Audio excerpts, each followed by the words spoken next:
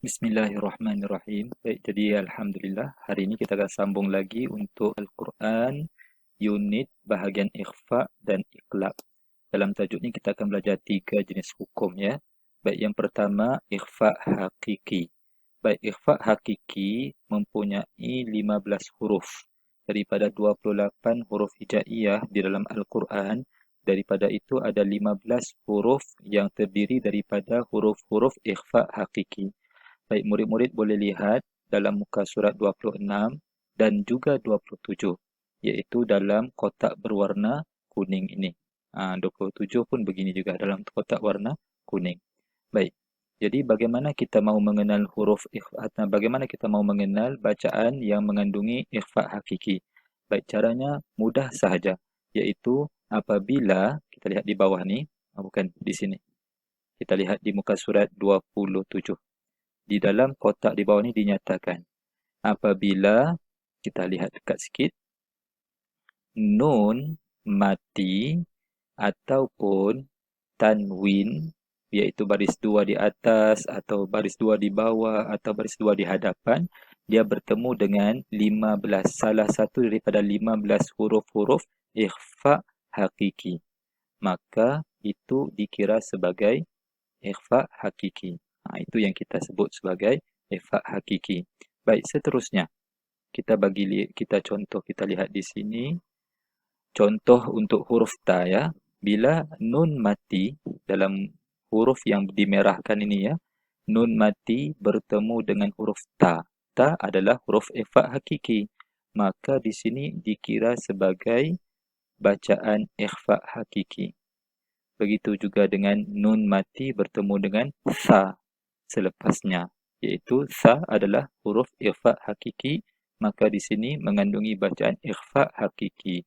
Begitu juga seterusnya, nun mati selepasnya bertemu dengan jim, nun mati bertemu dengan dal. Itu kalau nun mati. Kalau kita lihat tanwin pula, baris dua, lihat di sini. Ya, baris dua bertemu dengan selepasnya huruf ta, huruf ikhfa hakiki. Tanwin bertemu jim, apalagi mim, tanwin bertemu dengan zal. Begitu juga di muka surat seterusnya pun sama juga, nun mati bertemu dengan dot, tanwin bertemu dengan dot, kemudian dan contoh-contoh yang lain. Baik, jadi bagaimana cara membacanya? Baik, cara membaca bacaan yang mengandungi ikhfa hakiki ialah dengan kita menyembunyikan bunyi nun mati ataupun tanwin. Kita menyembunyikan bunyinya, jangan menjelaskan. Jangan menjelaskan. Kalau kita baca dengan jelas, dia akan bunyi begini. Kun, tun, kun, man, man, an, so'idan, waliman, indahu. Jadi nun itu dijelaskan, tanwinnya itu dijelaskan. Itu kalau dijelaskan. Tapi memandangkan kita dalam hukum kita di sini ialah ikhfa hakiki, maka jangan dijelaskan bunyi nun mati dan tanwin itu. Jadi kita sembunyikan sedikit. Jadi bagaimana bunyinya? Kun, man, mansa, manja, mada, ka'sadi, Sa'idaju jami'an thum. Jadi kita sembunyikan, jangan jelaskan sangat bunyi nun mati dan tanwin itu. Dan cara membacanya juga mestilah disertai dengan dengung sebanyak 2 harakat. Contoh, kuntun. Kemudian contoh lain, unsa. Contoh lain, indahu. Jadi nun mati itu kita ikhfakan dengan beserta dengung. Baik. Baik, di sini kita ada tips bagaimana kita mau mengenal sesuatu potongan ayat atau perkataan itu mengandungi hukum ikhfa hakiki, ialah dengan cara kita lihat nun yang mati di situ dia tidak mempunyai simbol mati, tidak ada simbol mati. Biasa kalau nun ada simbol mati, dia ada simbol matinya begini. Yang ada di atas ta ni kan ada tanda simbol mati. Apalagi di atas lam ini ada simbol mati. Di sini di atas ya ada simbol mati, ini simbol mati. Tapi ataupun simbol sukun. Tapi kalau nun mati yang dalam kategori ikhfa hakiki, dia tidak disertakan dengan simbol sukun atau simbol mati. Bila begitu, kita fahamlah bahawa di situ ada hukum ikhfa hakiki. Sementara itu, kalau kita lihat pula baris 2 tanwin, kalau kita lihat dalam Al-Quran, baris 2, coba kamu lihat perbezaan baris 2 di sini dengan baris 2 di sini. Sama atau tidak?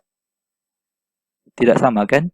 Kalau yang di sini, dia punya baris 2 ini, atas dan bawahnya tidak sama lari, tidak sama, tidak selari, tidak lurus. Yang ini sama-sama lurus. Jadi kalau kita jumpa yang begini, yang tanwinnya ini tidak selari, itu menandakan ada hukum ikhfa hakiki. Baik, seterusnya kita lihat pula ikhfa syafawi. Yang kedua kan, ikhfa syafawi lagi senang. Kerana apa? Kalau tadi huruf-huruf ikhfa hakiki ada 15, tapi ikhfa syafawi hurufnya hanya satu sahaja. Dan cara kita melihat ataupun mengenal hurufnya ataupun cara kita mengenal bacaannya dalam Al-Quran, bila kita bertemu atau menjumpai huruf mim mati bertemu dengan ba, mim mati bertemu dengan ba, maka itu adalah ikhfa syafawi. Apakah huruf ikhfa syafawi? Ba sahaja. Mim mati bertemu dengan ba, maka dia adalah ikhfa syafawi. Ya, mudah. Dan bagaimana cara membacanya? Mudah juga. Caranya ialah dengan kita bila menyebut mim mati di sini, kita rapatkan bibir kita. Rabbahum. Tapi jangan rapat dengan kuat. Rabbahum. Jangan. Kita rapatkan sekadarnya saja. Rabbahum. Rabbahum. Yang kedua, disertakan dengan dengung dua harakat. Rabbahum bihim. Ya'tasim billah. Tarmihim bihijarah. Ya, mesti ada dengung dua harakat. Itu ikhfa syafawi. Tips untuk kenal ikhfa syafawi di dalam Al-Quran, begitu juga seperti dengan ikhfa hakiki. Ikhfa hakiki tidak ada tanda simbol sukun, simbol mati pada nun mati. Begitu juga dengan ikhfa syafawi, mim matinya tidak ada tanda sukun. Jadi kita kenal, oh ini ikhfa syafawi. Baik, seterusnya kita lihat pula untuk iqlab. Iqlab lagi senang. Kerana apa? Iqlab juga ada satu huruf saja. Bagaimana mengenal hukum iqlab dalam Al-Quran? Caranya ialah dengan kita melihat berlakunya pertemuan antara nun mati bertemu dengan huruf ba sahaja. Nun mati ataupun tanda tanwin bertemu dengan huruf ba sahaja. Contoh di sini, nun mati di sini bertemu selepasnya huruf ba. Nun mati bertemu dengan ba. Tanwin, khabiran. Ini baris tanwin sebenarnya di sini. Dia bertemu dengan huruf ba. Maka inilah dikatakan sebagai iqlab. Dinamakan sebagai iqlab. Jadi macam mana cara membacanya? Cara membacanya ialah iqlab ini maksudnya tukar. Jadi kita tukarkan bunyi nun mati ataupun bunyi tanwin tadi itu dengan huruf mim. Sebab itu ditandakan simbol mim di sini. Jika kita buka dalam Al-Quran, mahu tahu itu adalah iqlab, maka dia ada tanda mim kecil di sini. Di nun mati ataupun di tanwin. Jadi macam mana bacaannya? Tukarkan bunyi nun mati ataupun tanwin kepada huruf mim. Begini ya. Kalau kita tidak tukar, dia bunyi begini. Layun min khabiron. Itu kalau tak tukar. Tapi bila kita tukar sebab dia iqlab, kita akan bunyi begini. La yumbadan min ba'di khabiran basira ambatat sami'un basir. Jadi caranya macam mana? Caranya ialah dengan kita merapatkan bibir tetapi jangan rapat dengan kuat. Sekadar letak saja. La yum beserta dengan dengung dua harakat. La yum badan punya bunyi iqlab ini dengan ikhfa syafawi hampir sama, lebih kurang sama. Bezanya hanya ini ikhfa syafawi mim mati bertemu ba, tapi kalau iqlab nun mati bertemu dengan ba atau tanwin bertemu dengan ba.